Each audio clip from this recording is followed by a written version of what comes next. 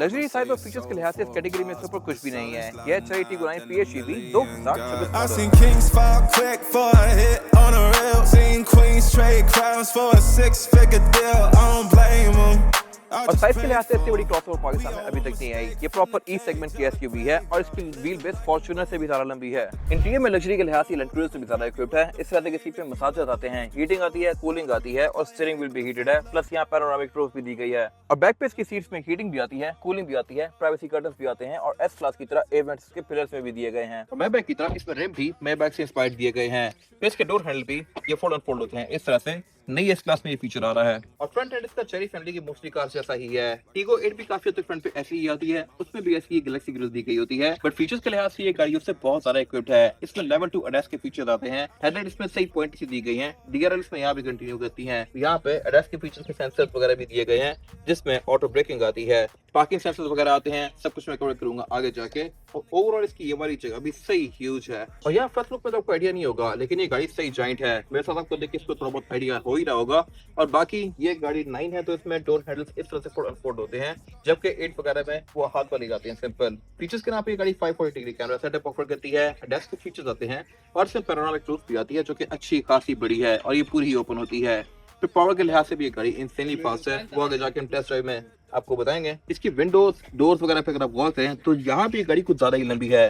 Front पे कोई बहुत ज्यादा जॉइंट नहीं है, बैक पे गाड़ी लॉन्ग व्हील बेस वाली फीलिंग देती है और इसका असल फायदा होता है रेयर पैसेंजर्स को। यहाँ पे लेग रूम इस गाड़ी में अच्छा खासा है और इसमें थर्ड रो सीट्स हैं और थर्ड रो सीट्स में भी लोग प्रॉपर बैठ सकते हैं।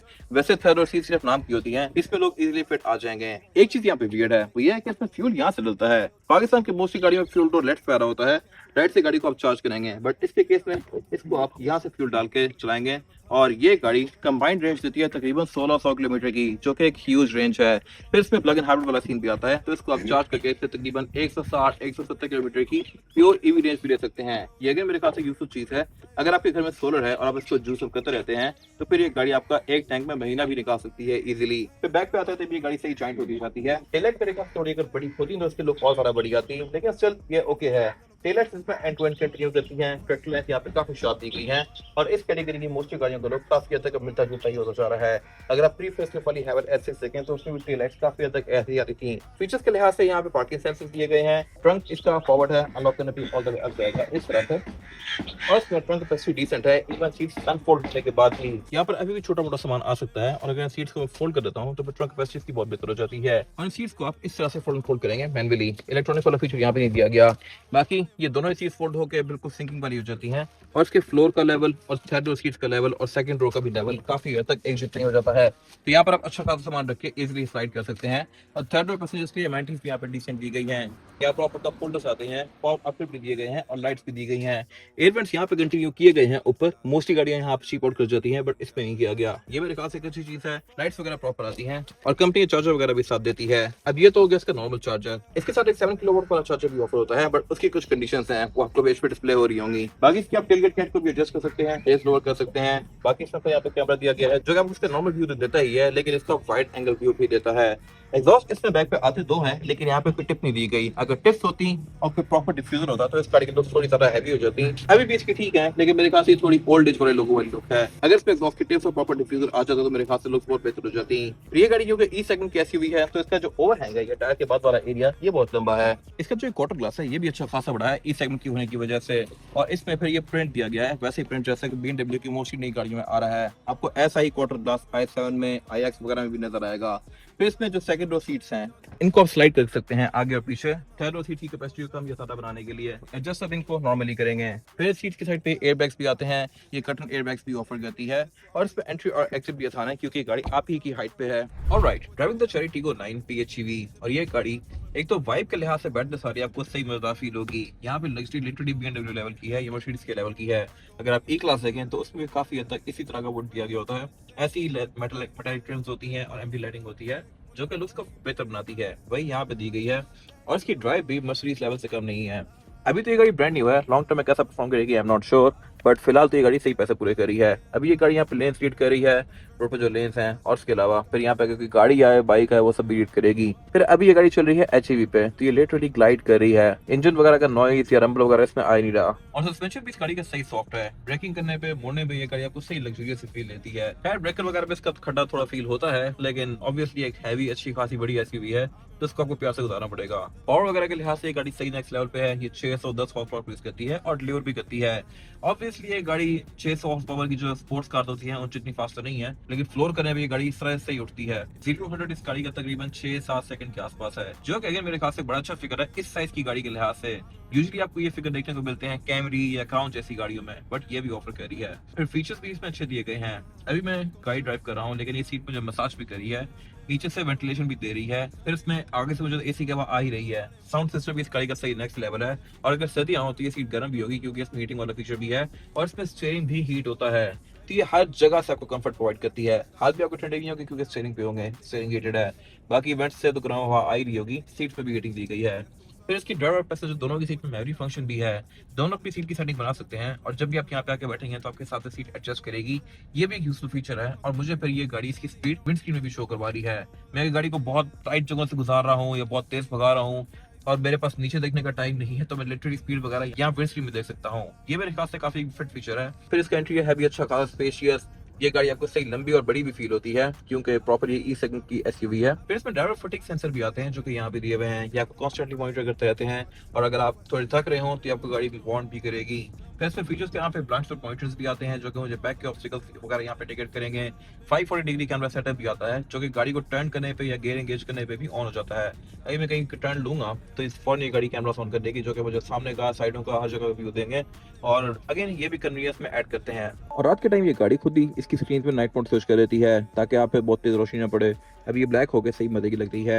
एम्बिएंट लाइटिंग भी रात के टाइम आपको इसकी विजिबल होगी। और इंटीरियर भी इसका लुक्स और लग्जरी के लिहाज से सही टॉप नॉच है। ड्राइविंग एक्सपीरियंस से जैसे मैंने कवर किया था कि बिल्ड क्वालिटी वगैरह फिट है, फीचर्स भी अच्छे हैं, लेकिन जहां तक बात है ओवरऑल मटेरियल्स की, तो ये भी मेरे ख्याल से फिट हैं। कुछ चीजें यहाँ पे चीप आउट हैं, जैसा कि ये वाला एरिया, इस पे अगर सॉफ्ट मटेरियल होता तो बेहतर था, बट ये बिल्कुल ही चीप प्लास्टिक है, ये थोड़े बेहतर हो सकते थे। लेकिन उसके अलावा ओवरऑल यहाँ पे चीजें वगैरह फिट हैं। सेंटर में दी गई है काफी मैच स्क्रीन, और इसमें एंड्रॉइड ऑटो एप्पल कारप्ले वगैरह तो आता ही है। Climate control obviously dual zone है, लेकिन यहाँ पे आपको एयर क्वालिटी इंडेक्स भी शो करवाती है। PM 2.5 फिल्टर है इसमें, जो कि शो करवाई है कि अभी हवा यहाँ पे गुड है, नहीं है, क्या सीन है, और ये प्रॉपर वर्क भी करता है। अभी हवा को क्लियर कर रही है। फिर इसकी मैं अगर सीट्स पे टैप करता हूँ तो यहाँ पे इसकी वेंटिलेशन के, मसाजिंग के, हीटिंग के सारे कंट्रोल आ जाते हैं, और इसके भी अलग अलग लेवल्स हैं। फिर स्क्रीन में यहाँ पे और भी बहुत सारे फंक्शंस दिए गए हैं। गाड़ी की फीचर्स वगैरह को भी आप यहाँ से ऑन ऑफ कर सकते हैं। मोस्टली काम आप इस गाड़ी के यहीं से करेंगे। और नाइट के टाइम पे, जैसा कि मैंने बताया था, ये थोड़ी डल सी हो जाती है। ये और ये डार्क मोड पे हो गए हैं इसकी दोनों स्क्रीन, ताकि रात को आपकी आंखों में चुभे ना। बाकी नीचे फिर ये इसके बेसिक से एयर वेंट्स दिए गए हैं। बटन यहाँ पे को मिनिमलिस्ट रखे गए हैं। यहाँ पे 50 वॉट तक सपोर्ट करने वाला वायरलेस चार्जर भी आता है, और सारे इसकी कूलर भी दिया गया है, क्योंकि वायरलेस चार्जिंग पे फोन गर्म होता है, और ताकि ज्यादा गर्म ना हो इसलिए यहाँ पे प्रॉपर फैंस दिए गए हैं। फिर इसके पूरे एरिया पे लेदर कंटिन्यू किया गया है। ड्राइव मोड सेलेक्टर्स के यहाँ पे दिया गया है। इसमें 6 मोड्स आते हैं, और हर मोड के साथ अलग अलग तरीके से बिहेव करती है। अगर आप इसको स्पोर्ट में या स्नो में करेंगे तो फिर इसका इंजन ऑन हो जाता है। पीछे इसका ये AC का और क्लाइमेट कंट्रोल का फिजिकल बटन दिया गया है, जो कि अगेन एक अच्छी चीज है।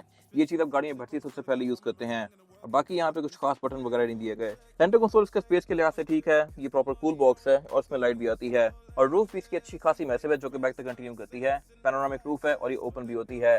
फिर इसमें रूफ पैनल भी ब्लैक में आता है। स्टीयरिंग व्हील इसमें पूरा ही लेदर स्टिच्ड है, हीटेड भी है। कंट्रोल्स यहाँ मोस्टली चाइनीज कार्स की तरह दिए गए हैं, और यहाँ पे ड्राइवर फटीग का सेंसर आता है, जो कि मैंने ड्राइविंग के टाइम पे मेंशन किया था। आप देख सकते हैं कि ये मेरे पे भी रेस थ्रो कर रहा है, जो कि मुझे नोटिस कर रही है कि मैं एक्टिव हूँ या नहीं। मीटर की एनिमेशन भी इसमें डिसेंट हैं। यहाँ पे गाड़ी की TPM, उसके अलावा गाड़ी की स्टैट्स, हाइब्रिड की स्टैट्स, ये सब कुछ शो करवाती है।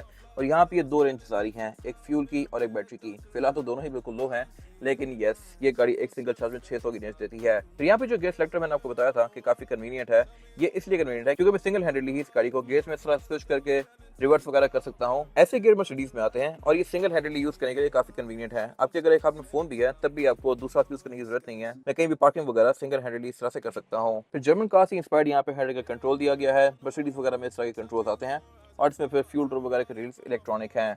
एम्बिएंट लाइटिंग इसकी यहाँ डोर से कंटिन्यू करती है, और इसको आप RGB कलर्स में स्विच भी कर सकते हैं। बैक पे भी इसमें लग्जरी टॉप नॉच दी गई है। सबसे मेन चीज है इस गाड़ी की प्राइवेसी कर्टन्स, जो कि इस कैटेगरी में तो मोस्टली गाड़ी ऑफर नहीं करती। ये चीज आपको LX में देखने को मिलेगी। और फिर इसकी रेयर सीट्स हीटेड के साथ साथ कूल्ड भी हैं, दोनों को आप यहाँ से ऑन ऑफ कर सकते हैं इस तरह से, और इसमें क्लाइमेट कंट्रोल की भी प्रॉपर जोन दी गई है बैक पे, ये भी एक फिट चीज है। एयरवेंट इसके यहाँ सेंटर में तो आते ही हैं, प्लस यहाँ पिलर्स में भी दिए गए हैं, जो कि अगेन बहुत कम गाड़ियां ऑफर करती हैं और ये आपको एस क्लासेस वगैरह में देखने को मिलता है।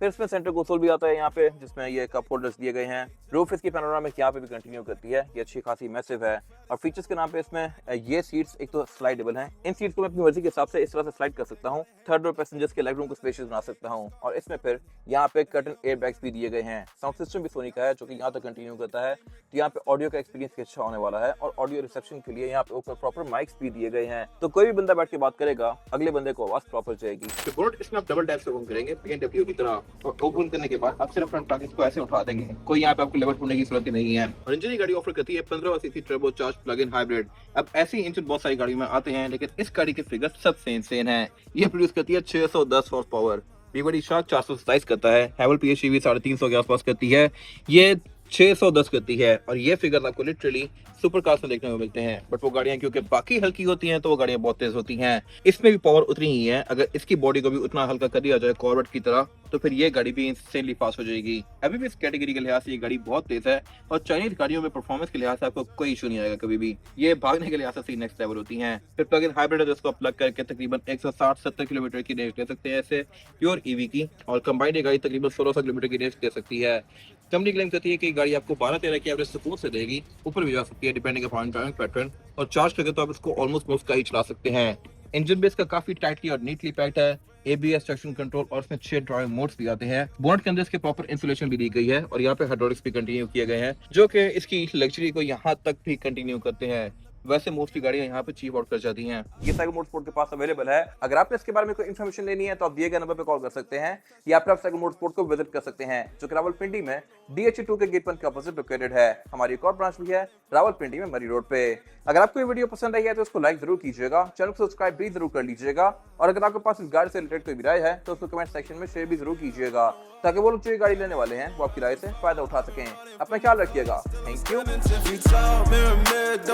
I can see it in my eyes. You come surface every time, even when nowhere to disguise.